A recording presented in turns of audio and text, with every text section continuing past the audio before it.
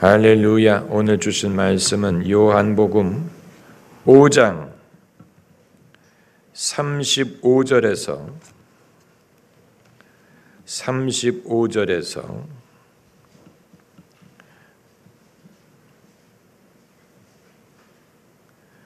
38절까지 말씀. 요한복음 5장 35절에서 38절까지 함께 읽겠습니다. 요한은 켜서 비추는 등불이라 너희가 일시 그 빛에 즐거이 있기를 원하였거니와 내게는 요한의 증거보다 더 큰 증거가 있으니 아버지께서 내게 주사 아버지께서 나를 보내신 것을 나를 위하여 증거하는 것이요 또한 나를 보내신 아버지께서 친히 나를 위하여 증거하셨느니라.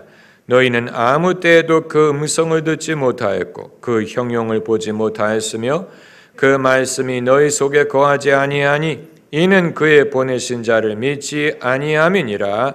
아멘.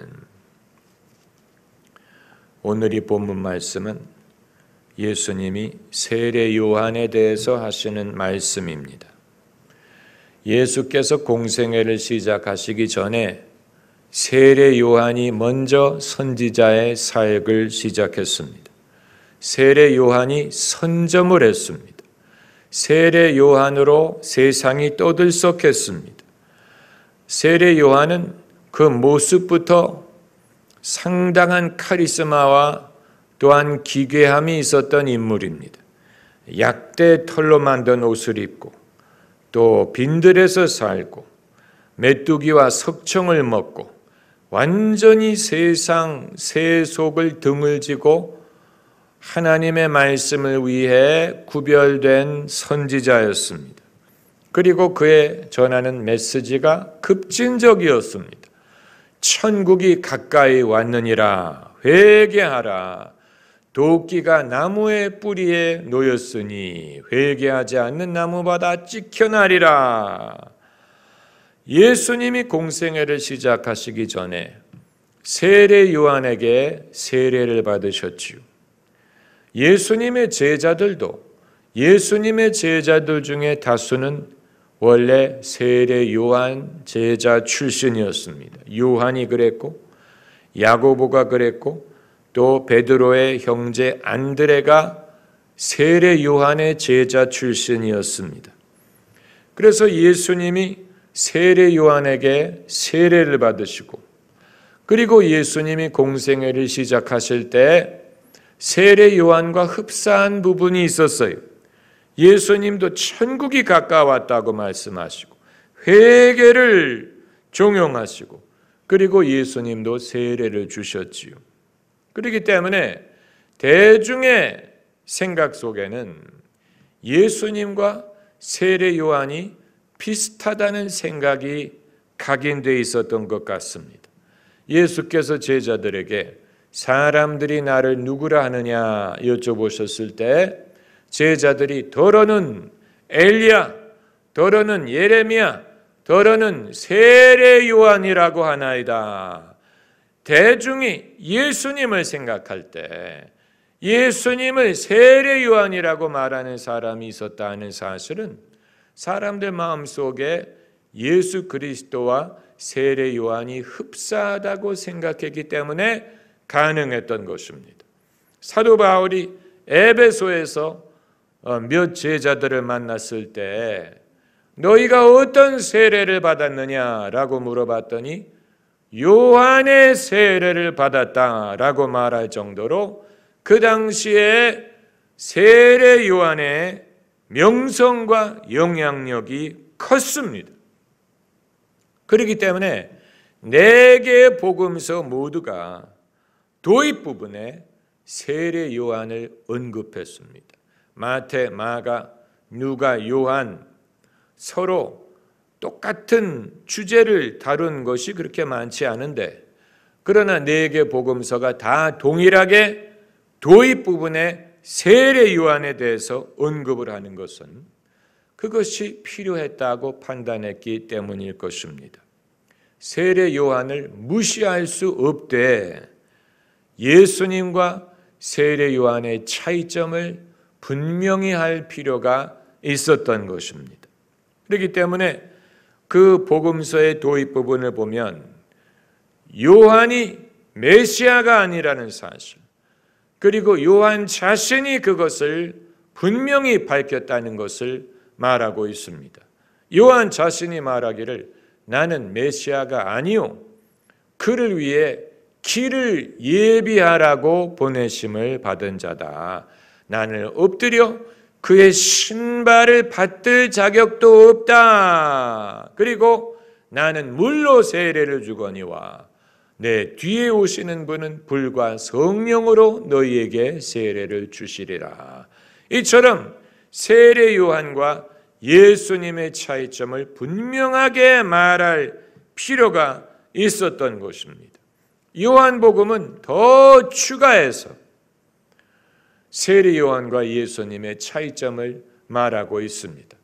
세례 요한 자신이 말하기를 그는 흥하여야 하겠고 나는 쇠하여야 하리라. 그리고 이제 오늘 본문 말씀에서 예수님이 세례 요한에 대해서 뭐라고 말씀하셨냐면 35절에 요한은 켜서 비치는 등불이라.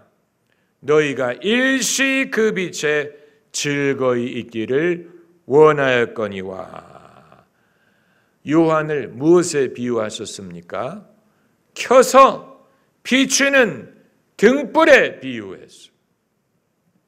등불은 귀중한 것입니다. 밤에 등불 하나가 있으므로 빛을 비출 수가 있는 아주 소중한 것입니다.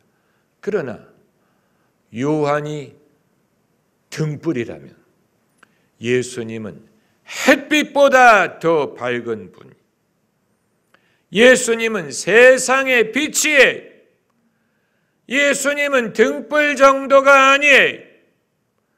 예수님은 세상의 빛이에요.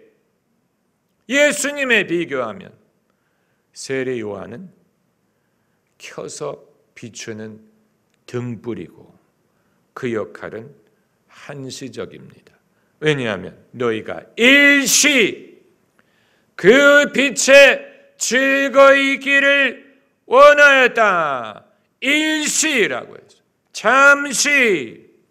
요한이 아무리 위대한 선지자였을지라도 일시 빛을 비추는 역할만을 한 것뿐, 아무리 유능하고 위대한 선지자라 하더라도 그의 역할은 한시적이에요.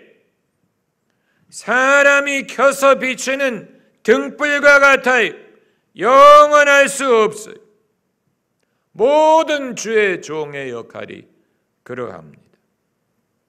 일시 사람들이 등불을 켜서 그 등불을 즐거워할 수는 있어요. 즐거운 일이에요. 주님이 쓰시는 사람을 만날 수 있다는 일은 즐거운 일이에요. 주님이 통해서 말씀하시는 대언자를 들을 수 있다는 것은 즐거운 일이에요.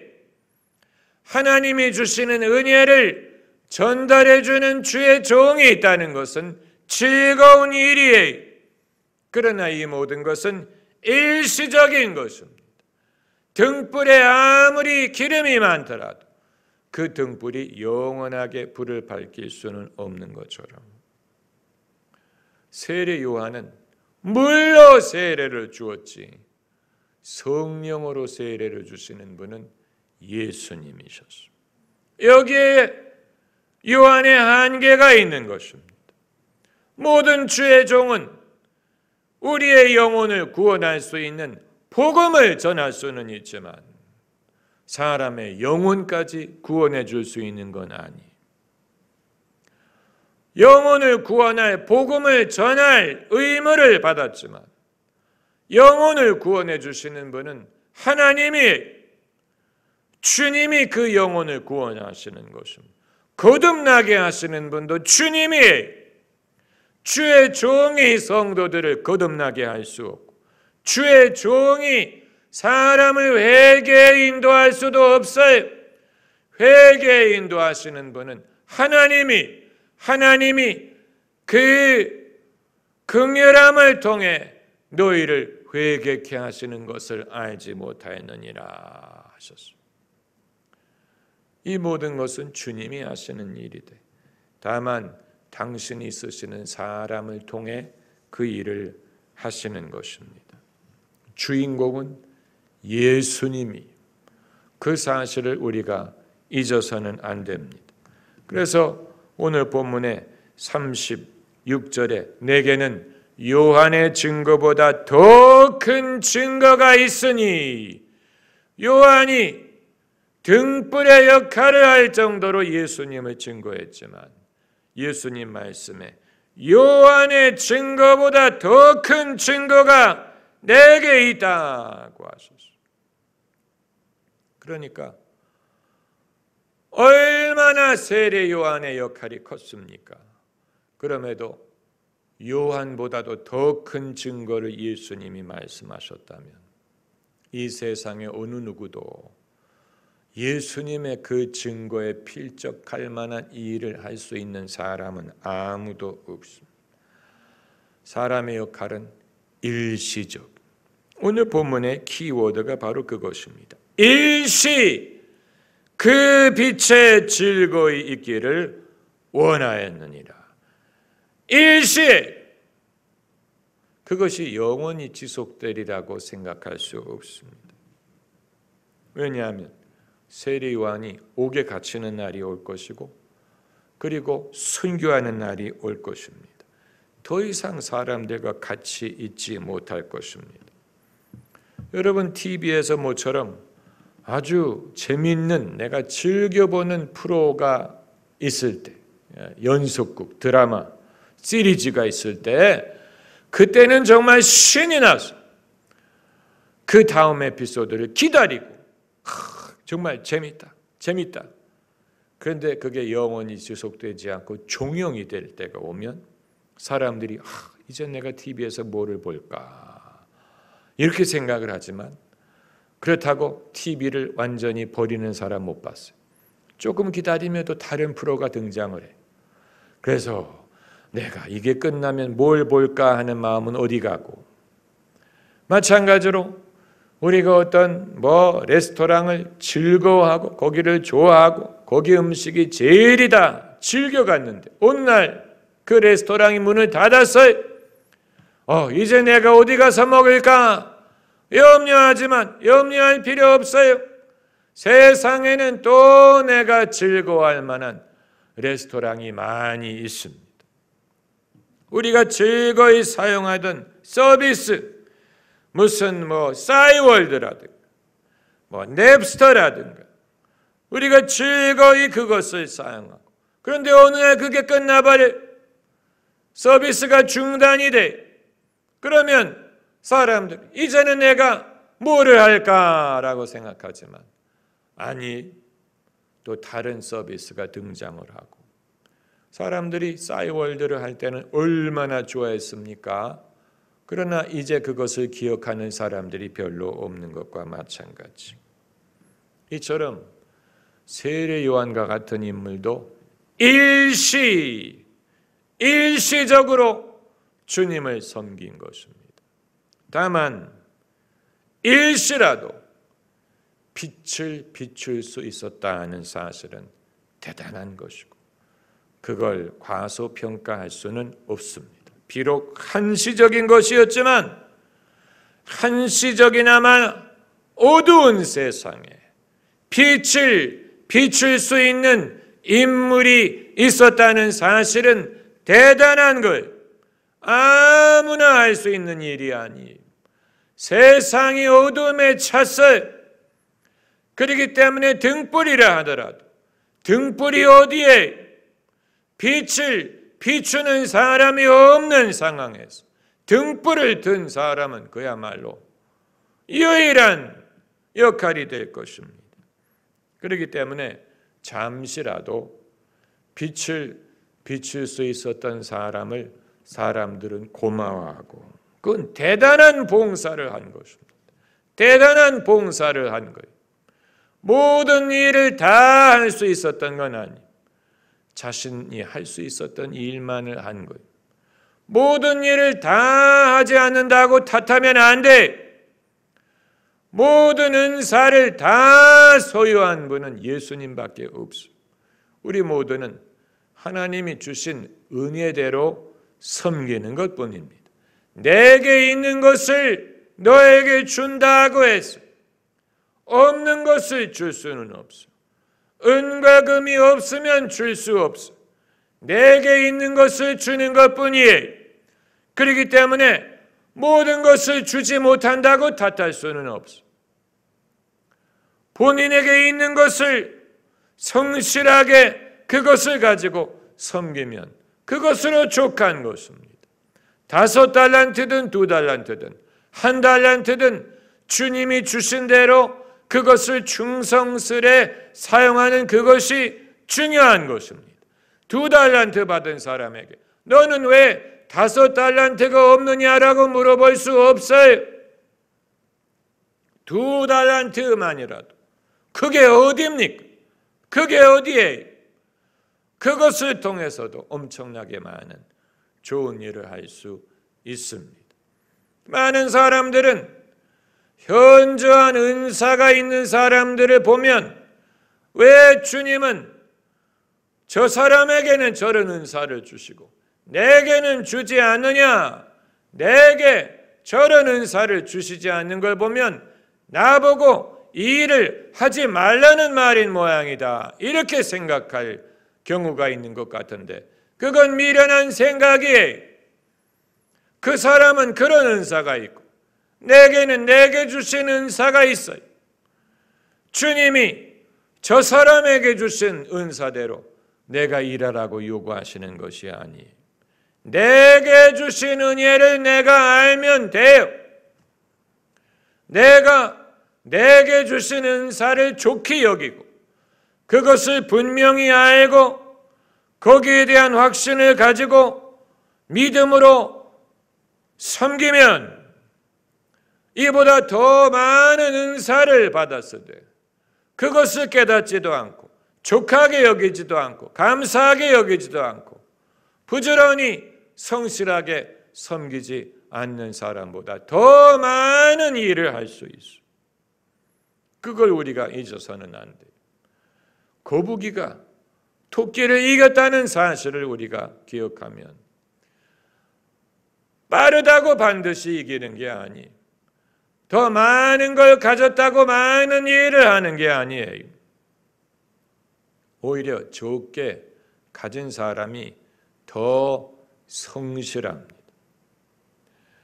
우리 대한민국은 천연 자원이 많지 않다라는 말을 우리가 자주 하고 기름 한 방울 나지 않는다라는 말하기를 좋아하는데 여러분 기름이 많은 나라라고 반드시 더 잘 사는 게 아니에요. 기름은 많이 나는데 파산한 나라들도 있어요. 베네수엘라 같은 나라가 그 기름이 많이 나요. 그런데 그 많이 나는 기름이 국가를 게으르게 만들고 부지런하지 않게 만들고 그 기름 하나 의존하느라 경제를 발전시키지 못하다 보니까 기름은 많이 나는데 나라가 부도가 났어. 차라리 기름이 안 났더라면 그런 일이 없었을 거예요.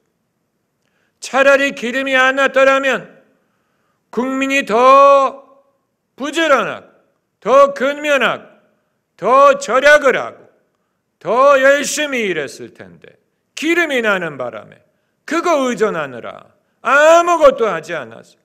다른 걸 할 필요를 느끼지 않았어요. 그러다 보니까 기름은 나는데 나라가 발전하지를 못한 거예요. 그런 나라도 많아요. 사우디아라비아 얼마나 기름이 많아요. 그러나 사우디아라비아가 나라를 세우기 위해 건설을 할 때 스스로 건설할 능력이 없기 때문에 대한민국 건설사가 가서 집을 지어준 것 아닙니까? 그러니까 우리는 천연 자원이 많지 않았기 때문에 더 근면할 필요가 있었고 그것이 우리에게 축복이 된 것입니다. 개인의 차원도 마찬가지. 사람이 자기가 머리가 좋다는 것을 의지하게 되면 머리 좋다는 이유 때문에 열심히 공부하지 않고 열심히 노력하지 않을 수도 있어요. 그러니까 머리는 좋은데 그거 자랑하느라고 근면하지 않게 되면 머리는 좀 덜 영특하더라도 그러기 때문에 더 열심히 일하는 사람보다 아무것도 이루지를 못할 수 있는 것입니다. 영적인 것도 마찬가지. 영적인 것도 마찬가지. 성경 어디에 너희가 은사가 많아야 된다라든가 너희가 영빨이 많아서 주님을 섬겨야 된다 이렇게 말씀하시지 않았어요. 이적을 행하시는 분은 주님이, 제자들은 두루 나가 전한 것뿐이, 제자들이 두루 나가 전할 때에 주께서 함께 역사하사 따르는 표적으로 말씀을 확실히 증거하시니라. 함께 일하신 분은 주님이, 따르는 표적을 주시는 분도 주님이, 제자들은 주님의 말씀에 순종한 것뿐이, 저희가 두루 나가 전파할 때 주께서 함께 역사하사, 주님이 함께 일하신 것. 주님이 모세와 함께 하셨던 거죠. 다윗과 함께 하셨던 거죠. 바울과 함께 하셨던 것처럼 바울 자신이 능력이 많아서 그걸 한 게 아니고 주님이 함께 하셔서 그 일을 이루게 하신 것. 이건 큰 차이가 있는 거예요. 바울이 은사가 많고 재능이 많고 능력이 많아서 자기가 이 일을 한 게 아니고 바울은 주님의 말씀을 순종한 것뿐이고 주님이 함께 하사 그 일을 이루게 하신 것입니다. 그렇기 때문에 우리에게 중요한 것은 내가 얼마나 많은 걸 가졌느냐, 내가 얼마나 능력이 있느냐, 이게 관건이 아니고 주님이 함께 하시면, 주님이 나와 함께 하시면 내가 무엇을 가졌느냐, 내가 무엇을 할 수 있느냐 하는 것은 그렇게 중요하지 않아요. 주님이 함께 하시는 것이 중요합니다. 주님이 제자들을 보내시면서 하신 마지막 말씀도 내가 세상 끝날까지 너희와 항상 함께 있으리라. 성경 말씀에서 한 단어로서 가장 은혜로운 단어가 무엇이 있을까를 사람들이 찾아봤더니 영어 성경에서 한 단어로 충분히 의미가 전달이 되면서 가장 은혜로운 단어가 무엇일까 찾아봤더니 with라는 단어였어요. with, 함께라는 말. 그 한 단어 with, 그러나 거기에 엄청나게 많은 의미가 담겨져 있지 않습니까? 한 단어, 주님이 당신의 백성들에게 늘 하시는 말씀이 그거였죠. 모세에게도 내가 너와 함께하리라, 다윗에게도 내가 너와 함께하리라, 제자들에게도 내가 너와 함께하리라. 함께하신다. 할렐루야. 기도하십시오. 할렐루야.